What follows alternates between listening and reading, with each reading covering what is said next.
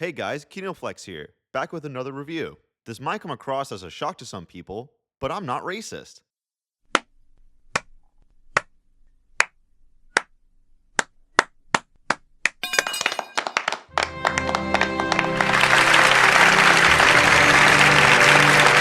That being said, racism can be a difficult topic to address. Most people don't have an issue with calling out or being disgusted by those who treat someone negatively purely for their race. But it becomes hard to navigate with bad actors pretending to be victims of racism for personal benefit or to push a personal agenda. And when you add in practically untouchable media conglomerates who can mislead or encourage people into acting out in a violent frenzy, it actively makes race relations worse off. A good resource I've found that tracks hate crime hoaxes would be the website fakehatecrimes.org. You'll find some really eye opening cases there. But with all of these grifters misleading people, it takes attention away from actual injustices committed, which brings us to the main setting and subject of a film I saw a while ago called The Nickel Boys, directed by Ramel Ross. It's based on the real life scandal of the Arthur G. Dozier School for Boys, a Florida reform school for boys where a number of them were beaten and sexually abused. Some were even killed with their bodies being buried in secret, only to be uncovered years later. The film follows the friendship of two boys in the 1960s, named Elwood and Turner, who have very distinct worldviews from each other. Elwood is a bright student and avid admirer of MLK whose desire to make positive changes to the world are crushed when he is sent to the fictionalized version of the Dozier School, Nickel Academy, after being mistakenly convicted for being an accomplice to a robbery he didn't commit. Despite the setback, Elwood is still inspired to do some good when the abuses inside the school become apparent, and decides to chronicle them in his journal. Elwood's perspective, however, is contrasted with Turner, his best friend he met inside the reform school who has a more cynical outlook. Turner finds that the odds are so stacked against them that it would be a waste of time to try and hold them accountable, and that the only thing it would accomplish would be getting them killed. In his mind, if they simply keep their heads down and survive, they win.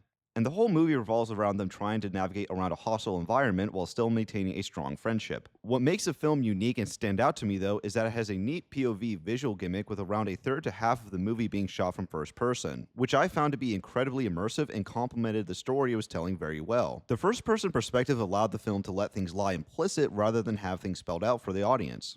For instance, there's a lunchroom scene where Elwood and Turner meet for the first time, and we get the same interaction from both perspectives. And despite it being the same scene with the same exact dialogue, both perspectives subtly communicate a lot about these characters that you wouldn't get from just one point of view. There's also another great payoff by having the film presented in this way. This is a spoiler, so here's your warning. Throughout the film, there are some time skips presenting who we are led to believe is an older Elwood, but is in fact Turner using his name.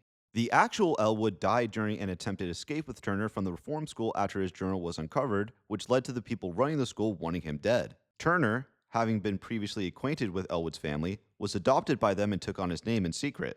Turner finds an article online of bodies from the school being uncovered, and he faces a personal crisis where he has to decide whether he wants to come forward and give Elwood justice at the cost of exposing himself and opening himself up to the consequences that potentially come with it, ultimately deciding to go forward. It's a great ending because it showcases how thinking like Turner might be a safer option in the short term, but it isn't practical in the long term. Simply surviving isn't enough, as Elwood's murder being ignored is something that really haunts Turner, leaving him deeply unsatisfied. It communicates that even if the odds are stacked against you, it is still worth putting in the effort to fix something, or else it will only get worse and eat away at you. Now, I will admit the first 20 or so minutes had me getting a bit impatient and worrying that it was going to be almost unbearable, as I just couldn't get into any of it. But as it kept going and building momentum in the reform school, it all just sort of worked out. The last 10 or so minutes specifically is something that I would consider a highlight of 2024 in movies. I'm still baffled that even though it got some Oscar nods, it really didn't get a whole lot of mainstream attention, which is why I wanted to make a video letting people know about it. It was one of the most creative movies from 2024 and had a lot of great drama to keep me invested.